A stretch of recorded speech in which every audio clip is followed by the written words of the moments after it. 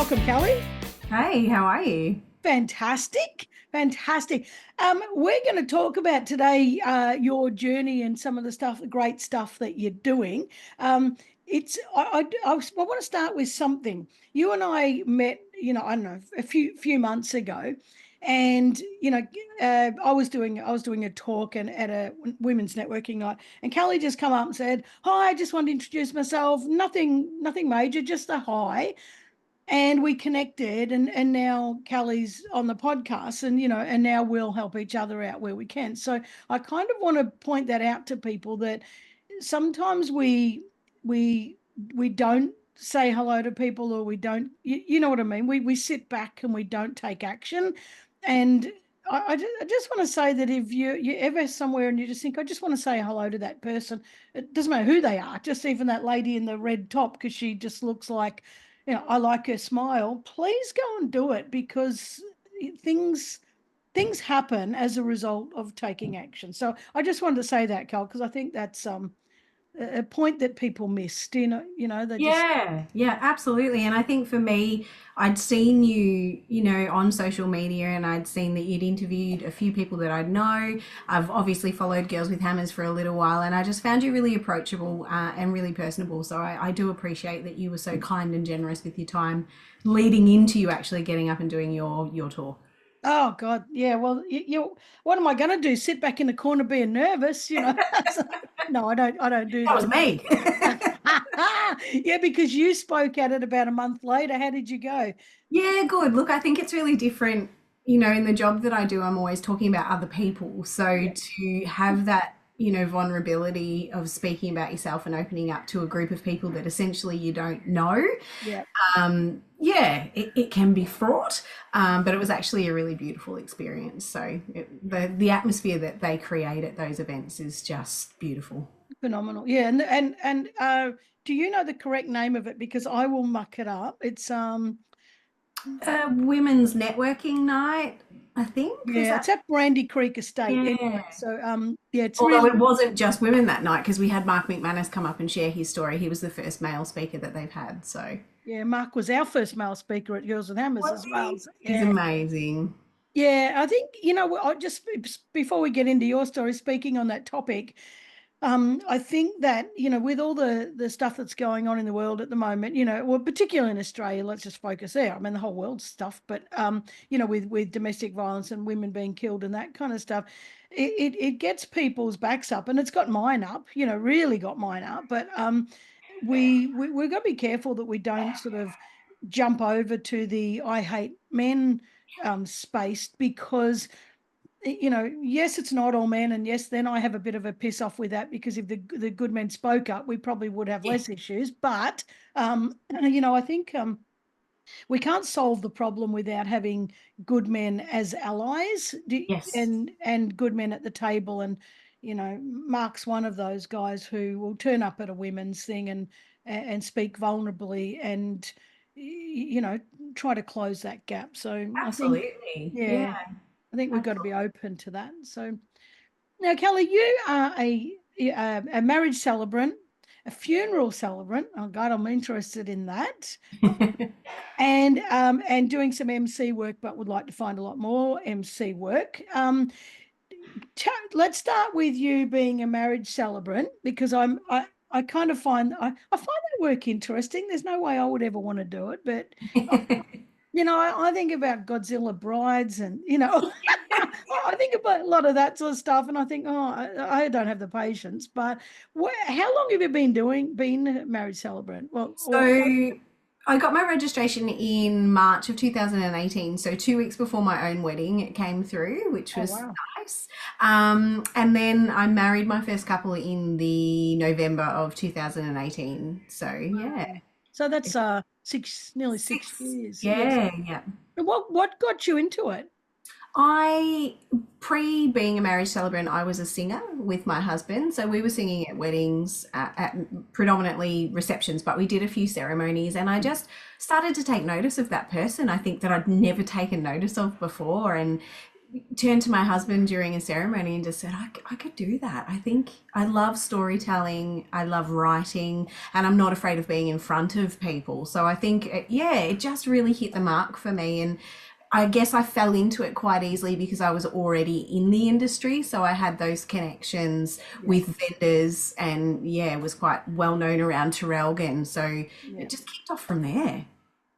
Well, it's funny you say that because I used to sing. I've been on stage for, well, I could tell people 46 years. You know, I started singing Wow. bands when I was 15 and now 61. I haven't been on stage, haven't sung for the last 6 years because of my thyroid. But the say like I can't tell you how many weddings I did, you know, and watched and there were some that were I mostly I didn't see that side because I we did the reception, you know, that Yes. sort of stuff. But yeah, I get it. I get it. And I tell you what, you probably looked at someone and went, I could do better than that. And Yeah, no not offense, being but yeah, nasty, you know, but yes. oh, if I was doing that, I would love to add this in, or I'd oh, why aren't they adding more humor or whatever. Yeah, Yeah. absolutely. And that's exactly what it was. I sort of thought there's a niche market at that point. There was that niche market down here in Gippsland where there was only one other person around my age. I think you've had her on the podcast before, Evie Wilson Oh yeah, from yeah, yeah.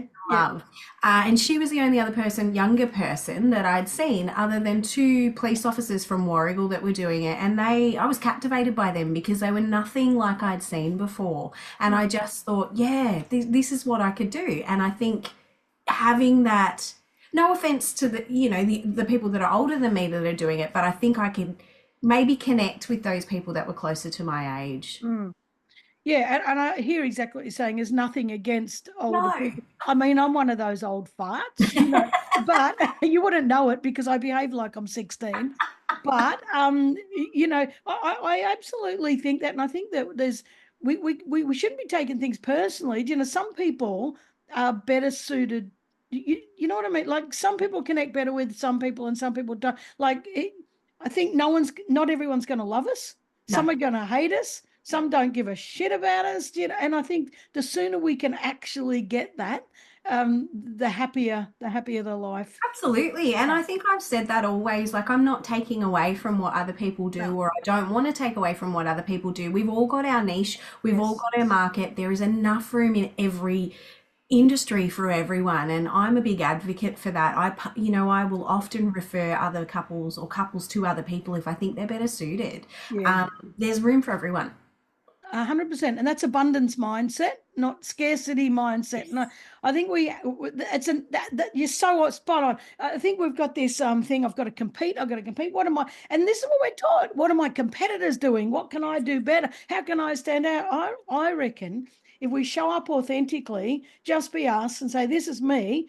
Either I suit you or I don't, and that's fine. And that's not That's not saying that out No. of arrogance. It's just saying, well, I completely am not, I'm completely detached from any personal feelings towards this. If I'm for you, that's fantastic. And if I'm not, that's fantastic. And I love the referring, you know, as a group of us that do that, facilitators that do that with each other too. And we can't do it, we'll refer to someone else, you know, Yeah. And or if it's better suited to someone. I So think it's just that connection too. I say to people, it is all about connection, yes, especially in my job. These people have to feel comfortable with me in that space to be vulnerable. So I'll always say to people in my initial consults or in emails, if you don't feel this, if this is not a two-way thing, or if I don't feel it, I'm more than comfortable to refer you to someone else. So yeah, I'll always be open with that. yeah. I love that, and you'll have some because of your openness. You probably attract the more open Yes. couples because. And saying that, there are some couples that are very closed, and that's not a criticism. It's kind of like, no, I'm just here to get married, and you don't need to know everything about me. And this doesn't need to be a fanfare. This is just like we need to get this done. We're in love, and let's sign the documents. Yeah, absolutely.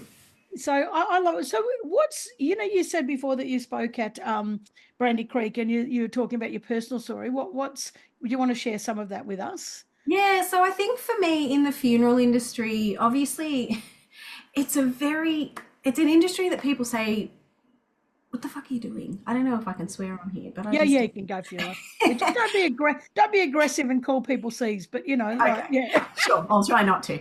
Um, a lot of people say to me, "What has drawn you to this industry, or why do you do this, or how does this affect your mental health?" And I think in the wedding industry, a lot of vendors are scared about opening up and being vulnerable about mental health. And let's be honest, most of us at some point in our life will suffer from some form of mental ill health. And I am a huge advocate as a person and as a business owner and as a mother for people being really open and honest and raw with other people about mental health. So getting to meet Jess from the Makeup Hub, shout out to her. She's incredible. I sat in her chair and she was tattooing my eyebrows and she said to me, "Tell me about, let's talk about the funeral stuff." And we just found that connection of being raw and open and honest with each other. We've both suffered from mental ill health. We've both pulled ourselves out of the trenches. So for me, I was a victim of sexual and physical abuse as a child, and it was something that I was not able to be open with people about because of the group that it was. I was a gymnast, and quite a good gymnast when I was younger. So I was exposed to predominantly male coaches, and performing above my age level. So, yeah, I was that cute little blonde, Shirley Temple kid that was perfectly suited to be a leotard model, to be fitted, yeah. So I was in a really vulnerable space, and I guess I probably pushed it down and actually didn't realize the severity of it until I got that little bit older and could see that it was actually affecting my connections with other humans. I was not trusting of people, and came face to face with my offender on several occasions, with my parents, and they couldn't understand why I wasn't warm to him anymore because I'd grown up a little bit. So, yeah, that's really fucked me, to Yeah, be yeah, honest, yeah. for relationships and for trust and stuff. And mental health has been played a big part in my family. My nana suffered from mental ill health, has had a few attempted suicides. My father's suffered depression. So it really hit hard for me, and has probably hit harder in the last 3 years. I lost my dad 3 years ago, Mm. and I just sunk right into the depths of it. And it was only that last 3 years that I realized how hard it could get. The Yeah, anxiety yeah. built, the depression built. I had postnatal depression. And then coming into the funeral space, you don't realize the grief that you sit with. Like, I think you understand trauma and grief, but until you sit in that space, you don't actually get the depths of it and how it can affect you. So I Mm. actually became suicidal December last year. Wow. I've got this picture perfect life of a husband of 6 years. We are still so in love. We have two beautiful children. The only thing that we have going wrong in our life was obviously that I'd lost my dad and my nana was suffering from dementia. But picture perfect life, and people just don't, how do you say to people, I don't want to get around that corner? Mm. I don't want to be here. So, So for me, yeah, I had to sort of admit it, take medication, but then I took myself off it because I thought I was above it. yep. And that's what, yeah, don't do that. No. If you're prescribed medication, do not come off it, and I just needed to up that. So I think, yeah, I just said to Jess, I need to share my story. I need to tell people that it's okay not to be okay. Because as I said, in that wedding industry, if I'm opening up saying, I'm actively suicidal, I'm being reckless, they're not going to want me to marry them. Well, they could, but you don't have that option to be that open in that space, because there's times where I've been on this very floor 20 minutes before I need to leave for a wedding, curled up in a ball, Yep. just not wanting to show up, and you Mm. just have to.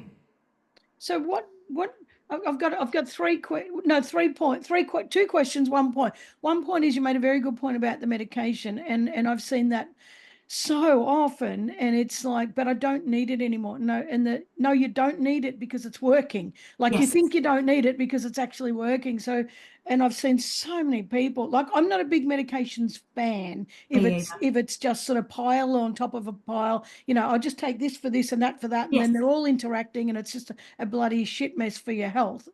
However, that, but for that kind of thing, and sometimes we get the medication wrong, because I've seen people that are close to me switch medication and it's done a better job. But for God's sake, you feel better because the medication's working. And then there's always this big slump, and it's kind of like, now I feel like shit and I don't know why. Because you went off your medication, Yeah. or if you want to get off your medication, for God, go to the doctor first. And I'm not saying GPs are the are always perfect, but anyway. So that's one thing I want to say. Do you think, when you were suicidal in December, do you think it was like, and you said you went back on medication and it kind of got better. What is it within you that goes, that doesn't do it, that doesn't go all the way, and that actually finds some resilience or some spark to go, I'm going to go to the doctor? Because often, well, everyone's different, but sometimes you can be in that space and it's like, I don't want to get better. Like this is the road Yeah. I'm going down.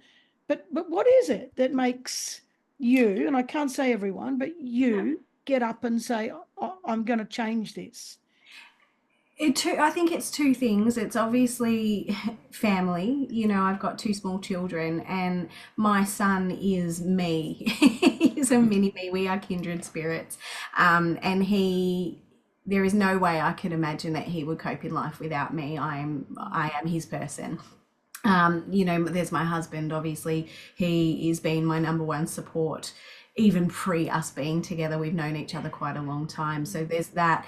There was the fear of my mum.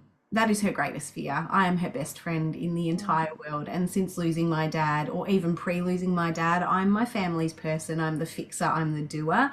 And whilst that is a really heavy burden to carry, that's my place. That's my place. And yeah, so it was family that pulled me in, but it was also that sense of purpose, and that's why I'm drawn to the funeral industry. I spoke about this at Brandy Creek, the difference between, finding purpose and having purpose as Yeah, opposed to like a life goal.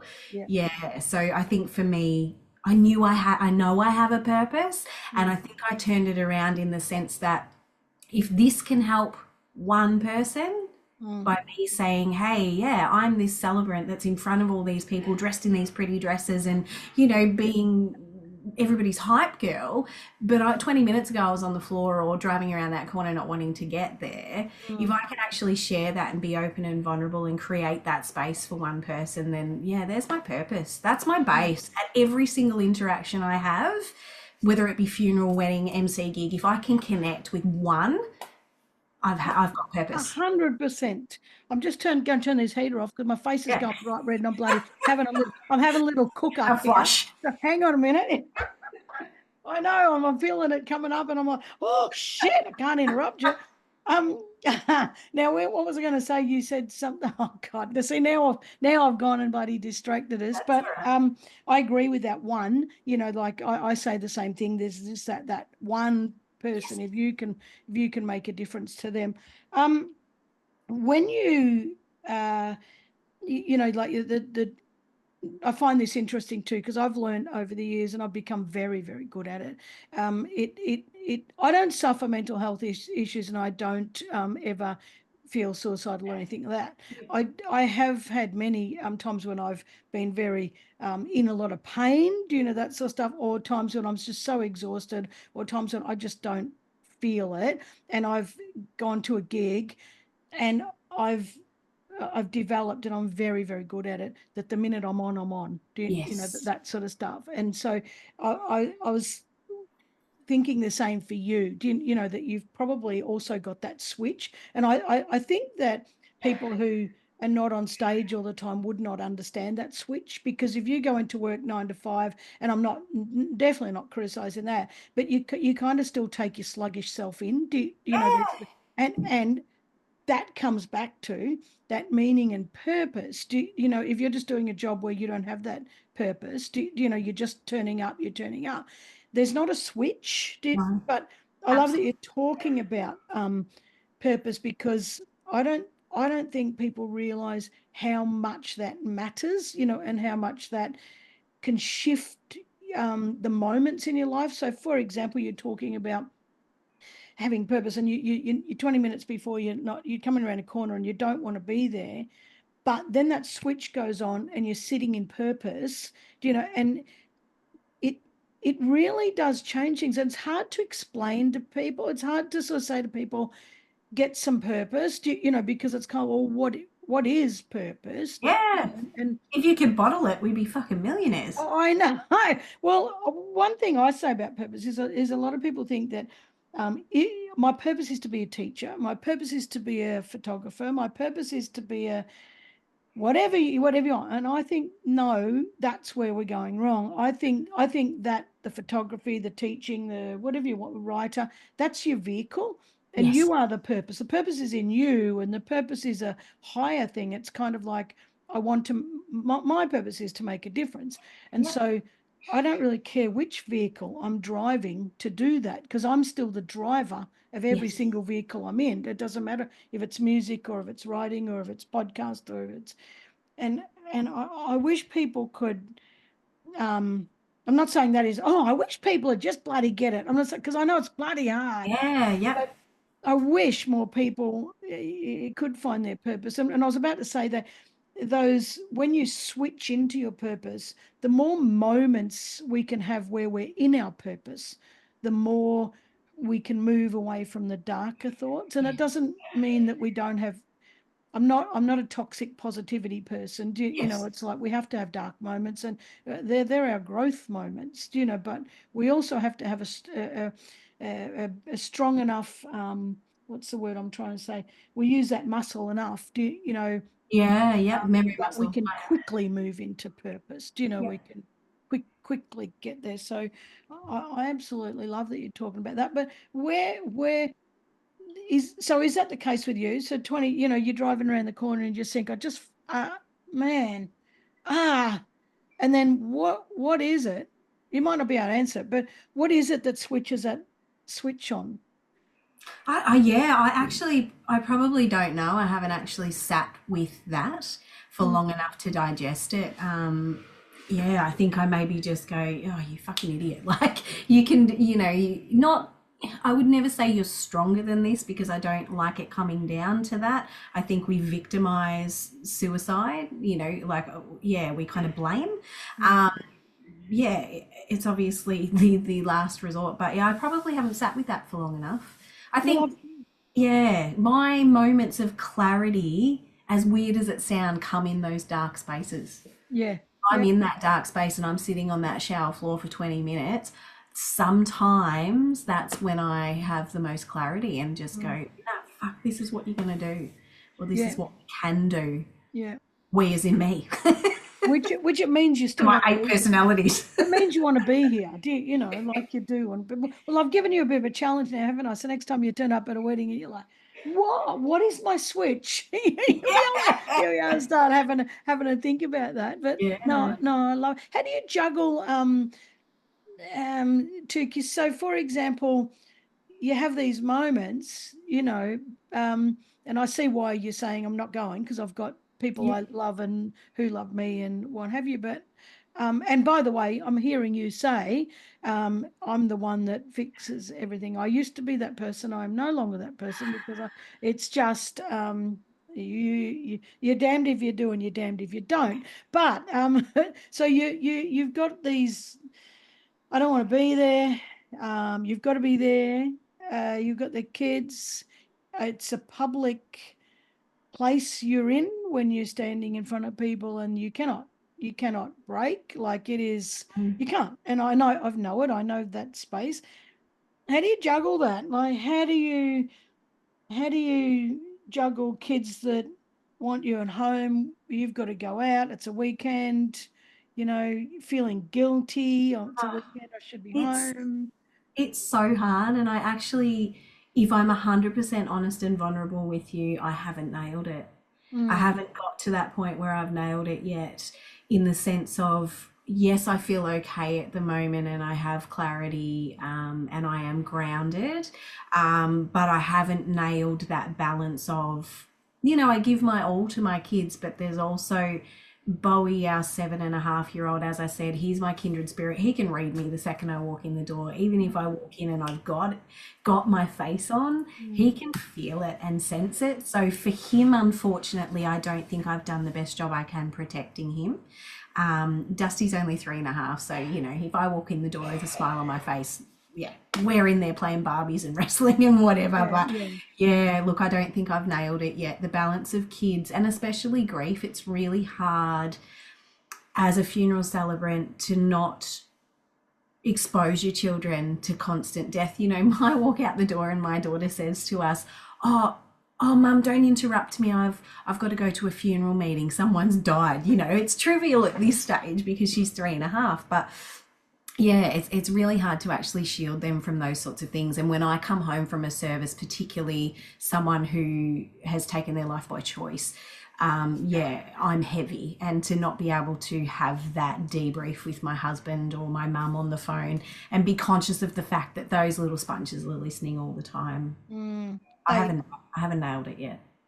they are listening all the time, and I talk to people a lot about this to say, what are you role modeling to your kids? And they say, oh, I don't, it's fine. And I'm like, it's not, No, it's because you not. think they're not watching, you think they're not listening, but there's a stronger part to the senses, and that is feeling, and it's the energetic feel. And so people say, well, I don't talk in front of them, and they don't see me, I've always got a smile, but they're the physical senses, but that energy, you can't hide that from kids. And Especially intuitive kids. yeah, yes, yeah, exactly. And there's more and more of those intuitive kids Yeah, out I there. think I think what we pride ourselves on modeling for our children is just healthy, honest relationships. Dan and I are very raw and honest with each other about all of our feelings, and we talk through pretty much everything. But we're also, their safe space where we're quite jovial, we are loving, we don't hide hugging and kissing and chasing each other around the house and all Yeah. those sorts of things. So we model love, and normalize, the hard, I Mm. guess. So I guess, That's yeah, we're doing the best we can, but I'm not great at hiding my you know depressive meltdown in the shower if they're knocking on the door and they find me on the floor. Well, I kind of feel like you are nailing it. I'm Yeah. not a parent advisor, but I kind of think you're nailing it, because the worst thing that you can do is pretend something and then they feel something different, and then that True. creates a lack of trust, and it creates a lack of safety. And but if you're always curled up in the shower and there's no explanation for it, Yes. that also becomes traumatic. But the fact that you're talking about it, and you're open, I think that's lovely, to be honest. Yeah. I think you're close to nailing it. And then no one's perfect. Like, we're not those people who think they're perfect, or shit. Yeah, I know there's just something going wrong there, because we're human beings. We are screwed. And Yeah, I just got a tattoo, probably just before the depths of my um, depression, and actually no, it was for International Women's Day, so it was after it. And it just spoke to me. It was an international flash day, and it said beautifully flawed, and I was like, that is me. I'm gonna embrace the fact that I yeah, am beautifully flawed. So absolutely. that is on me for now, forever. Yeah, yeah, I love that. I love that. And it's, what, and I say perfectly imperfect, same thing. We're exactly how we're meant to be.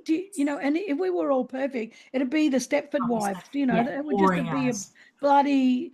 There'd be no reason to be on Earth, because I believe being on Earth it's a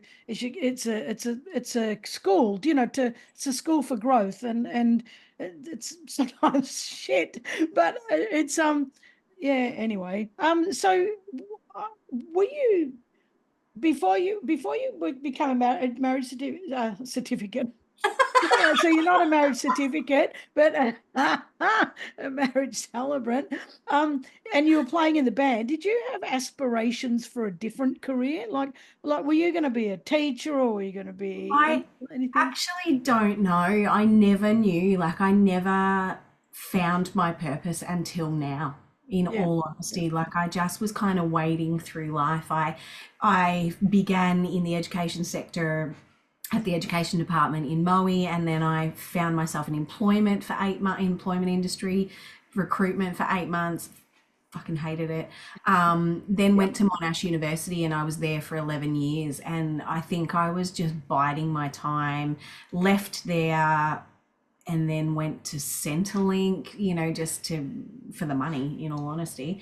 Hated that toxic work environment. Went and worked for my friend. I swear she just paid for me to hang out with her every single day. I was getting her lunches and typing her notes up, and that was fun. But yeah, I loved singing in the band, I think, because you know yourself when you're on stage and you're doing something like it fills you up as hard as it is and as taxing as it is on your body, but doing that with the person, that's how Dan and I fell in love. i Yeah. i crashed his stage at a gig years ago and we remained friends, and then music brought us back together and Yeah. he was my guitarist, and for us to be able to share that, Yeah.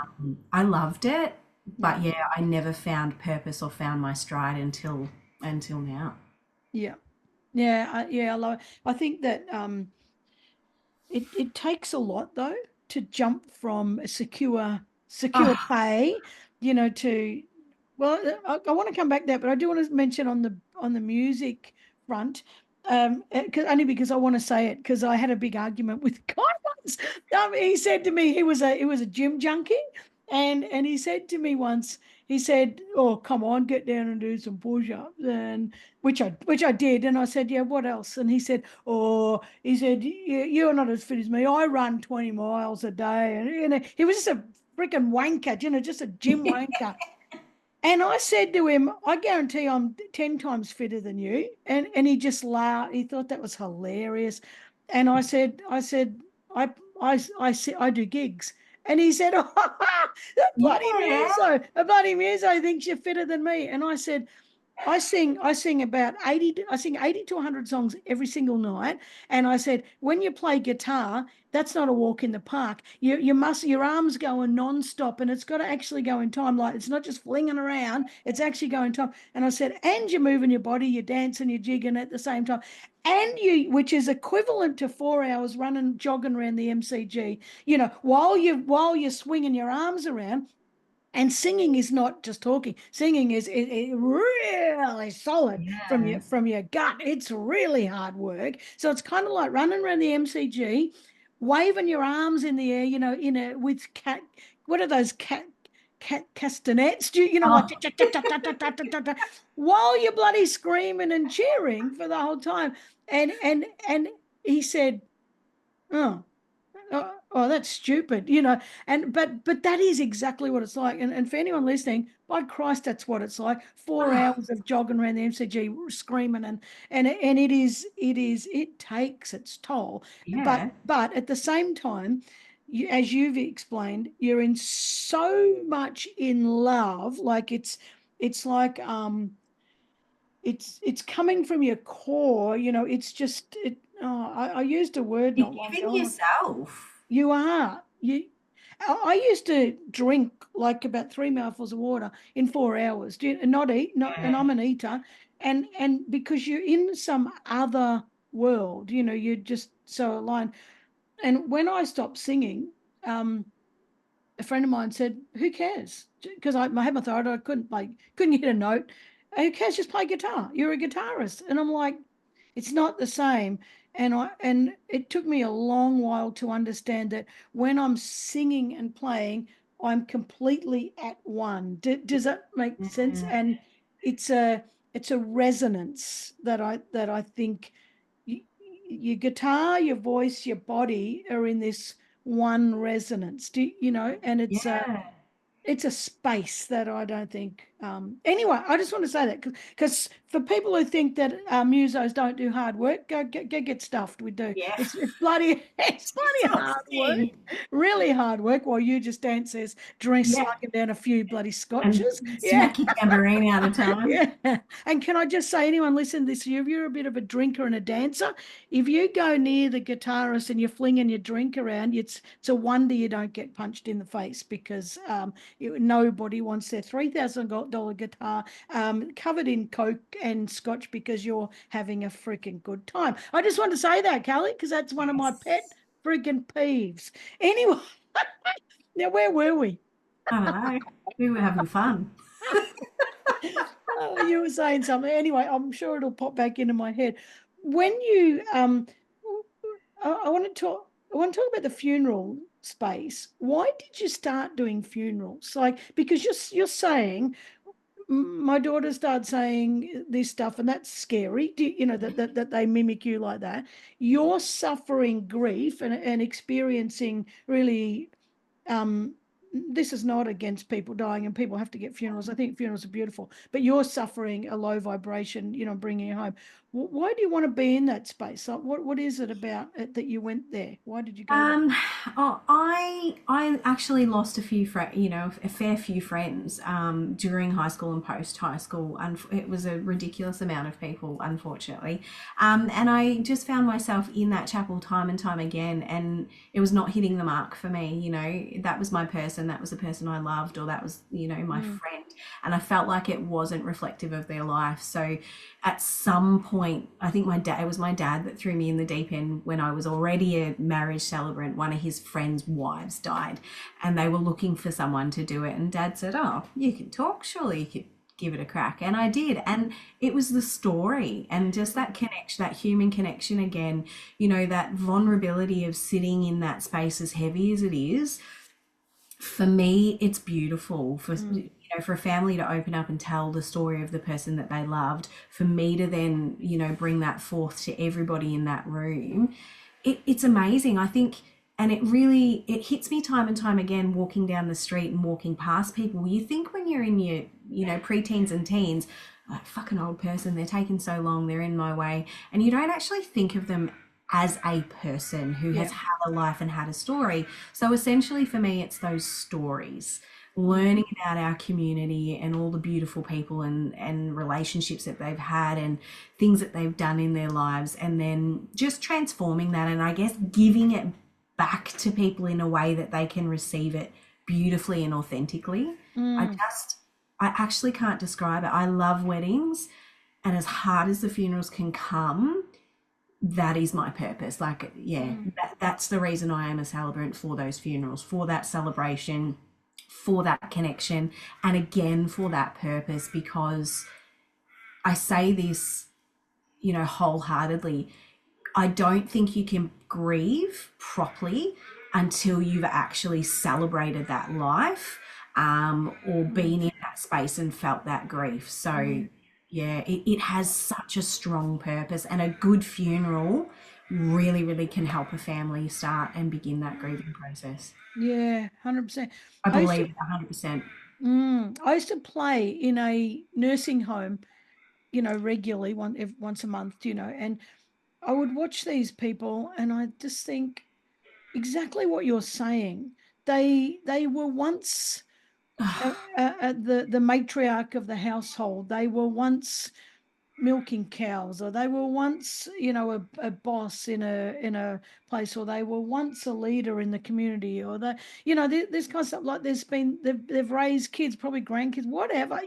What, it doesn't matter. Like, I'm not going to go down the whole perfect nuclear family shit, Yeah, yeah. but whatever they've done, they've had a life, they've contributed, and here they are in a nursing home. Nobody's visiting, not everyone, but a lot of them didn't have anyone visiting. It's kind of like, well, now you're useless and pointless, and it used to break my heart, because I think, what about that life, that they had, and are we honoring that life? And I love that you're saying about celebrating I've said it on a few podcasts. I'm going to tell you too, because you would, I'm sure you would feel this. If I had millions, because that's what it would take, and someone's going to call me out on it one day and say, well, fucking work out how to do it, but I can't do everything. And I've also come to terms with that. But if I had millions, because I don't have the time to do it, but I could then pay to get it done, I would love to set up a nursing home, because all these people that have little pups, little dogs and cats, and even they have, old people have chickens, and they have horses, and their favorite cow, and God knows what. And when they die, and I've seen this happen a lot, and I'm not going to accuse all families of being assholes, but a lot of families are like, we'll just sell them to the market, just get rid of the horse and that kind of stuff. And I remember hearing about a story. This old woman had this pet horse, and the family just didn't give a shit, and they sold it to the market for $300 for dog meat.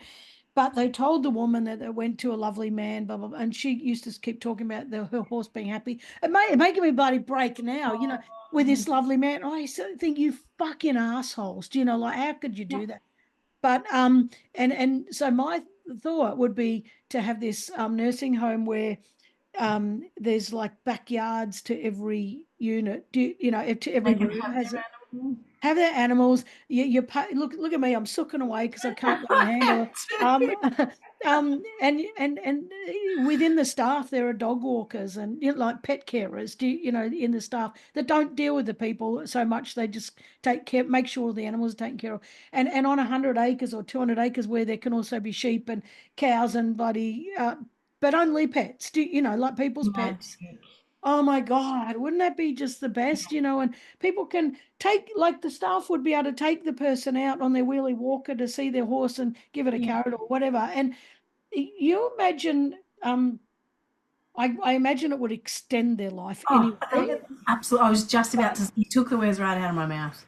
not even, yeah, well, no, don't imagine. I know it would, but you're right. But the imagine dying in a nursing home, everything's been taken away from you. The last bit of your life is utter shit, Yeah. as opposed to the last bit of your life being happy and joyous. No And matter. I think it's so hard, like not to shit on the aged care industry, but I say this at funerals when I see that a family has had a really impactful relationship with a nursing home.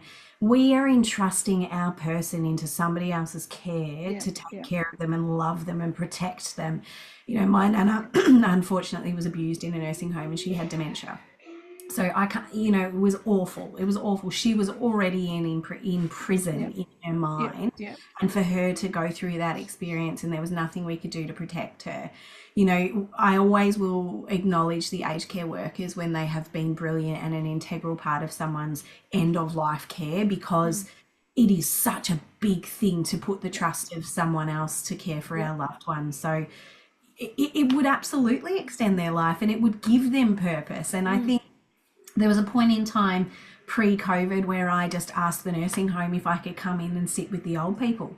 And they actually created a role for me to go in there. It only lasted a couple of months because, funeral, gotta go.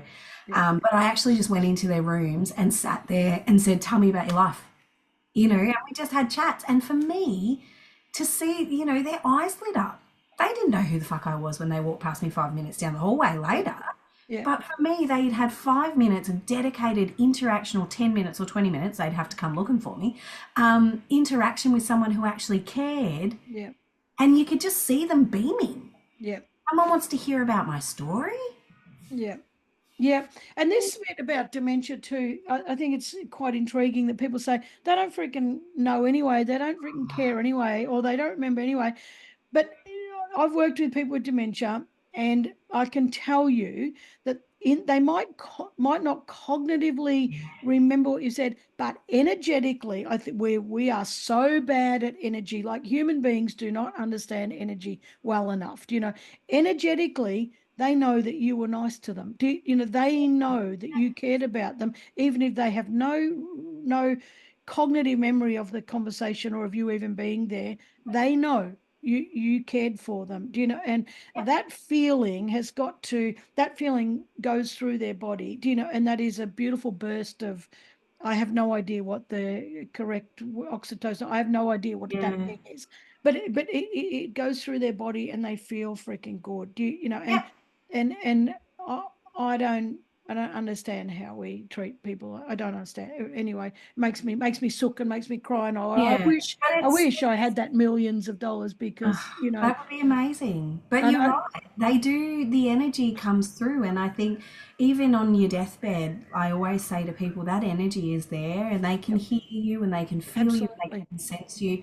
I was with my dad when he died and took his last breath. And I know that I told him I wasn't going to leave him and he knew that I would be there. I believe he waited for my mum and my brother to go Yep. to leave the leave the room. Sorry, I was singing to him, and I started singing my mum's favourite song that Yeah. he was his favourite song of hers to sing. He took his last breath during that song and he Yeah. smiled. And I Yeah. said to people, like, I honestly felt like a liar when I shared that, Yeah. but there was some sense of calm that came over him and he knew that it was time to go. Do you know? Yeah. So that energy, Yeah. that is so real. Yeah. I 100% believe that. Now, I lost my sister And in the it's like same way. animals. Yep. Yep. Oh, 100%. They tell you, I've They put are down, based on energy. I know, and I've Yeah. put down two animals that weren't three that weren't ready to go, but they needed to go because of dementia and other pain issues. Does that make sense? But they weren't ready to go. And I believed that they were, Yeah. but they told me at the last minute they weren't, and it was too late. Yeah. Like it was, and it's like, oh fuck. Anyway, all right, enough of that because Yeah. I don't want to spend my whole morning sooking, right?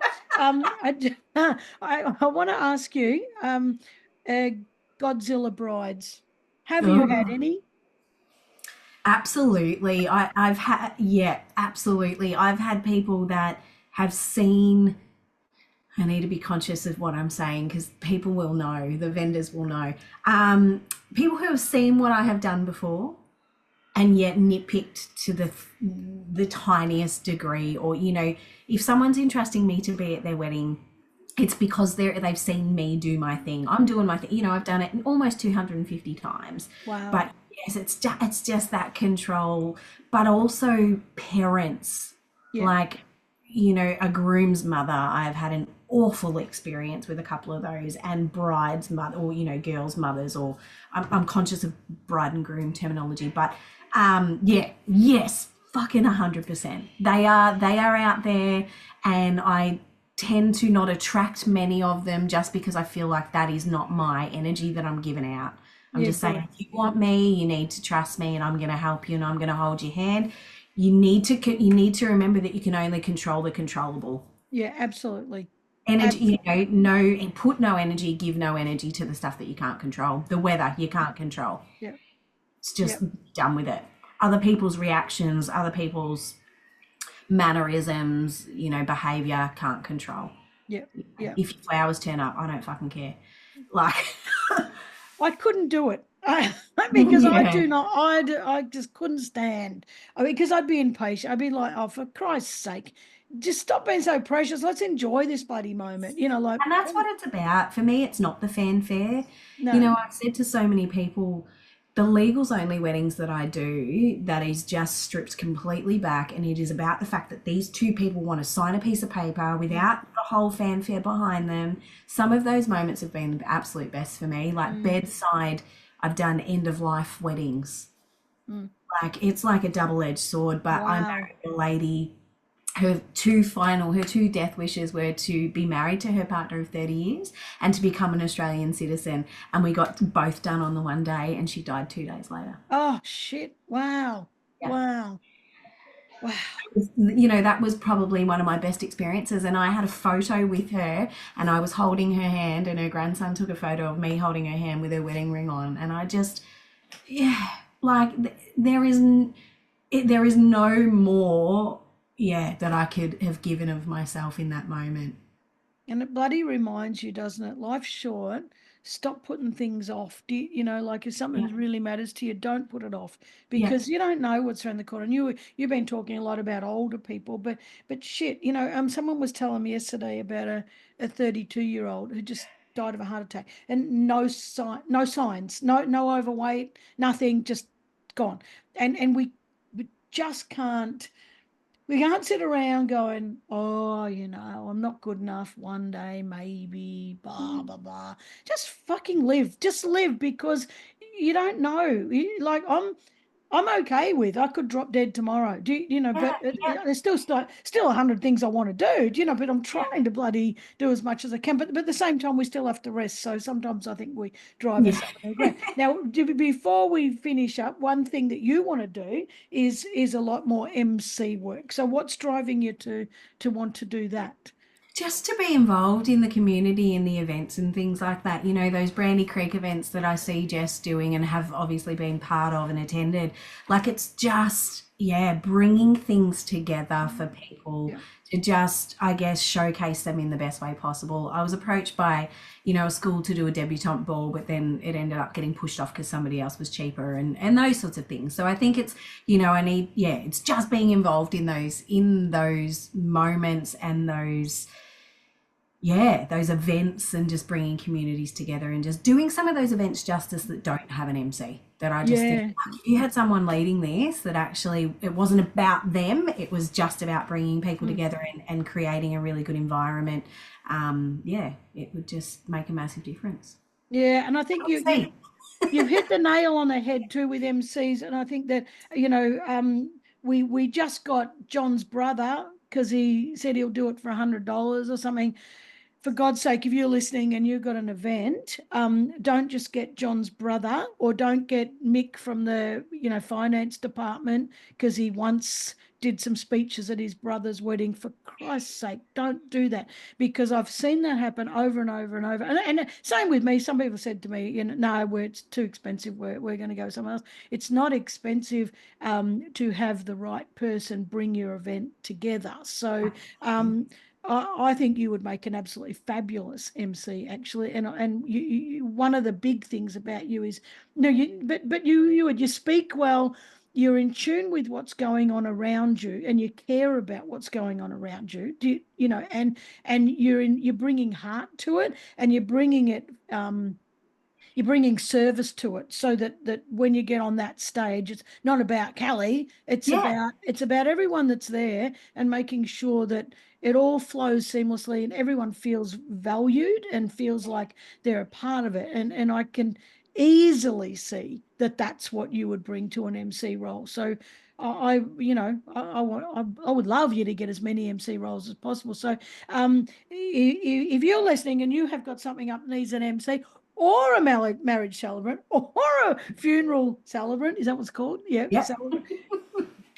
Consider Kellie, because like just this conversation, 1 hour. I mean, surely you will have felt Kellie's energy, and I think that it's people can get on here, and I have had people, and he just talking twat, and it's kind of like I'll put on a show for an hour, on the yeah, podcast, but that's not what you're doing, and and yeah. and that's that stuff matters. It really matters that we have more authenticity out in the world. So um, I hope you get as many MC. I hope you get as many stages to grace as possible, because it's such an important role that I think is often overlooked by Bob's brother. Please Yeah. don't do Bob's brother. It doesn't work. It, it doesn't work. But anyway, Cal, I've absolutely loved this chat. It's been absolutely fantastic. Where can people find you and follow you and book you and all that kind of stuff? So obviously have a website, kellieeddy.com. It is going to be undergoing a revamp in a couple of weeks. So if you do hit it and the loading page tells you that it's not available, Instagram, I'm all over it. I do stories every single day. You get me in my entirety. So it's just Kellie Eddy CC for Civil Yep. Celebrant. Facebook page, and yeah, I'm all over the socials. I'm a serial pest. Well, you're the opposite to me. I hate social media. Absolutely, I hate it. And I've got to post because, it's like people Yeah. need to see me doing work, or they won't believe I do, and they won't book me. But it's my pet hate. So I'm so glad you love it, because it's so It's Kellie. all raw and real though. It's no second takes. I'm not worried about what I'm looking at like I'm just talking. I'm just showing up. Yeah, well, that's what we want. That's what we want, because this bullshit. Because, there's makeup, there's Ugg boots. Yeah, I got my trackies on too. You could see them, but I put my good t-shirt on for podcasts. But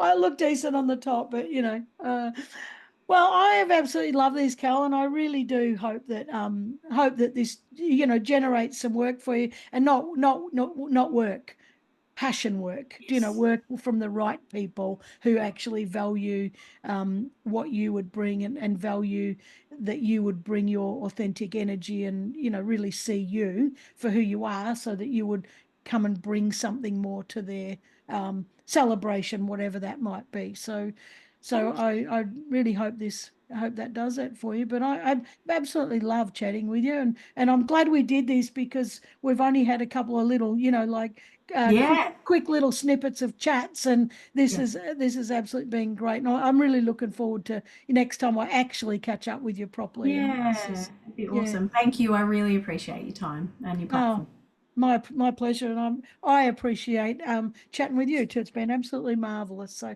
thank you. Thank you. Right. See ya.